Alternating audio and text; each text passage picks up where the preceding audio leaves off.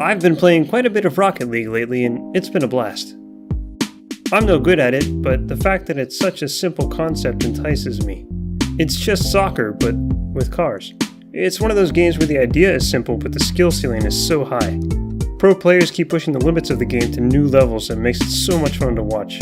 They'll do things in the air that I couldn't even fathom. He has been teasing us with flip resets this entire series, and maybe when it matters most, he sinks one.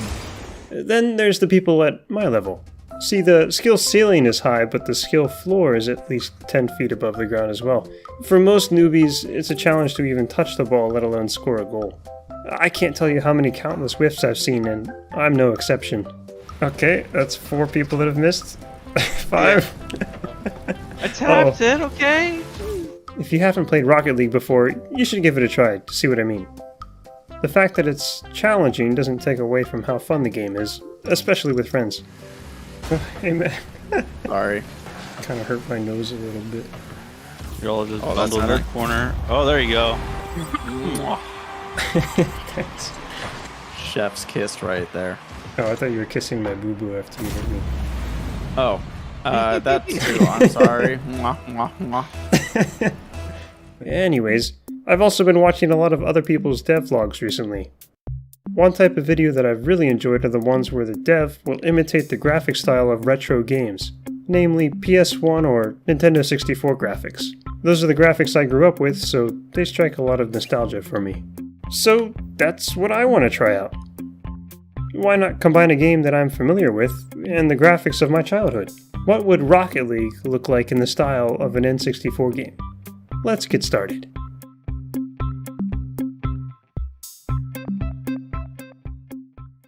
To achieve the classic Nintendo 64 style, we'll need to take a look at the limitations of the console's hardware, and a quick trip to Wikipedia will get us the info we need. The 64-bit CPU that it used gave it its namesake, but most of the software designed for it only used half of that power because, well, it was faster. This led to the relatively low-poly 3D models that were used to improve the frame rate. The fewer the polygons, the better the performance. I started by modeling the Octane, the flagship car from Rocket League, keeping in mind this low poly count restriction. I wasn't trying to keep track of the number of triangles on the mesh, just trying to keep things chunky, essentially, until I came up with a model that I was happy with. For textures, most N64 games would stick to 32 by 32 pixels, sometimes opting for single colors on entire faces. Devs would also reuse the same textures in creative ways to achieve different effects and save on memory. So I made a group of textures that I could map across my model and kept things looking as simple as possible. I really liked how this one turned out. I made 2 more models in this style, one for the ball and another for the arena. Finally, I wanted to whip up a quick backdrop that I could use for the skybox of the game. These images were also around 32 or 64 pixels in dimension. I decided to do a sunset theme for no particular reason, just thought it would look cool.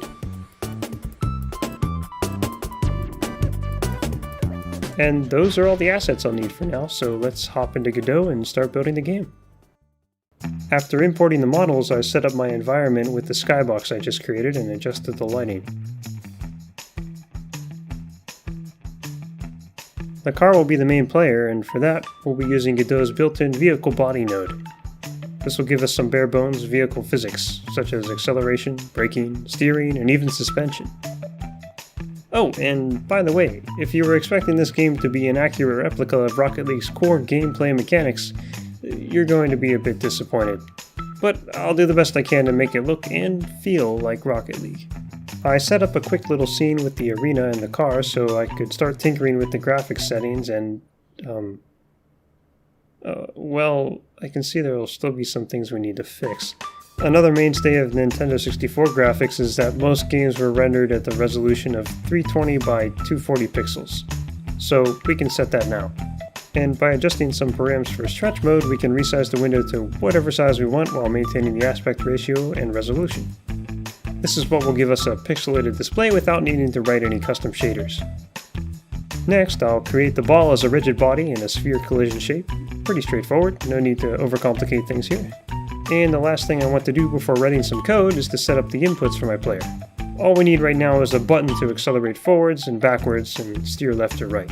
With all that out of the way, I can start creating a movement script for the Octane. Like I mentioned earlier, Godot's vehicle body node will take care of the physics that we need. All we have to do is apply the acceleration, braking, and steering using the class variables.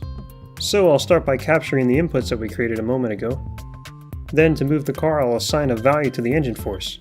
Positive values go forwards, negative values go backwards. And if the player isn't applying any forward or backward input, I'll apply a braking force. Lastly, to steer the car, we'll just have to set the steering value. There we go. Not too shabby. And we only had to write a few lines of code. But I don't want to play the game while sitting up in the peanut gallery, so let's see how we can improve the camera angle. In Rocket League, there are two camera modes that you can toggle between. One is car mode, where the camera is locked in the direction of your car, and the other is ball mode, where the camera always looks directly at the ball. Both modes are pretty useful in different situations, but for simplicity's sake, I'm just going to replicate ball mode for this project.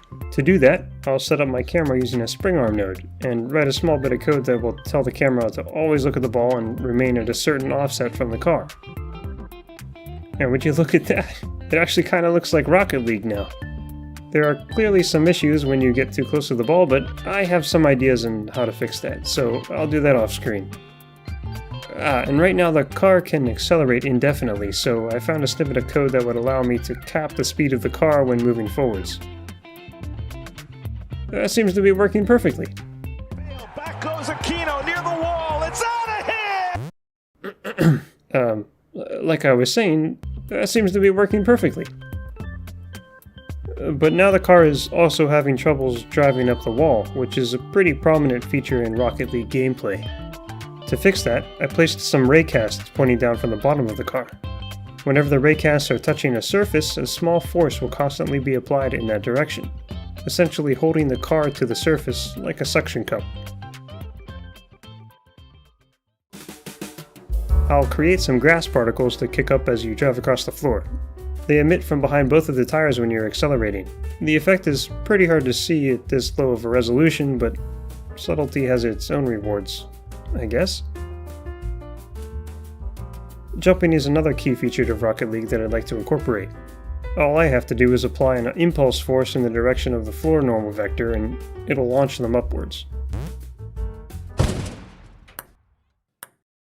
Okay, I could probably tune that down a bit. I also added a puff of smoke that emits when the jump is started, which should make it feel a little more impactful. Now that I have jumping, I should also add air flipping.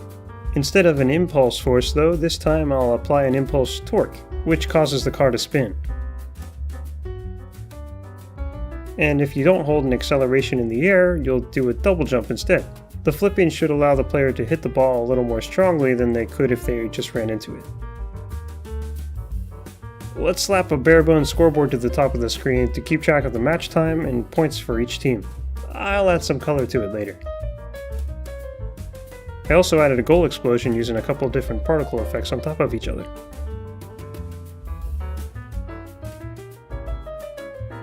Oh, and how could I forget one of the most fun mechanics of Rocket League? Boost! Instead of using an impulse force like I did for the jump, I just need to apply a constant force forwards while the player is holding the boost key. Add a simple flame particle system and you've got yourself a rocket car. Of course I'll want to limit the amount of boost each player has in the tank so we can show the current boost in a UI element. And players will need to replenish their boost somehow, so I created some boost pads that the player can drive through to fill up their tank. The boost pads will refresh themselves automatically on a preset timer. Now, playing the game by myself was getting pretty old quickly. How about we introduce another player to the mix? Just set up some new controls, add another viewport to the scene, and bing bang boom, it's a two-player game now. Time to really start polishing things up. I created a better boost meter keeping the style of those tacky UI elements from the N64 days, as well as a scoreboard to match. And having both players be the same color is too confusing, so let's fix that by making the base color of the car white, then assigning a unique color at the time the game starts. The last thing I need to do is add some extra UI to tell you when the game is starting and ending. I invited a couple friends over to try it out. Yeah.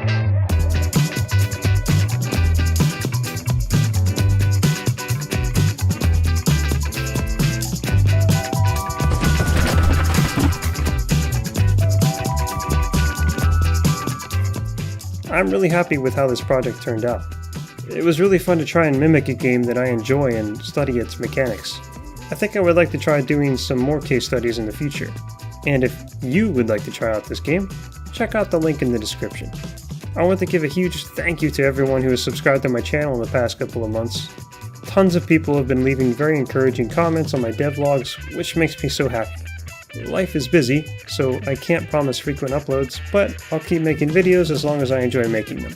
Consider subscribing if you haven't already, like if you did, and comment if you'd like. But yeah, I'll see you in the next video.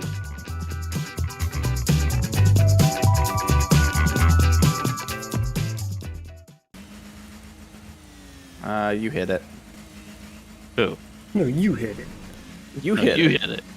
Alright, I'll hit it. But you back me up. I'll go get a boost pad and then I'll back you up. What if the ball stays still? Then you can just hit it right behind me. Torque War's got Fine, the I'll call. divert for the thing, but if... I stood still, man!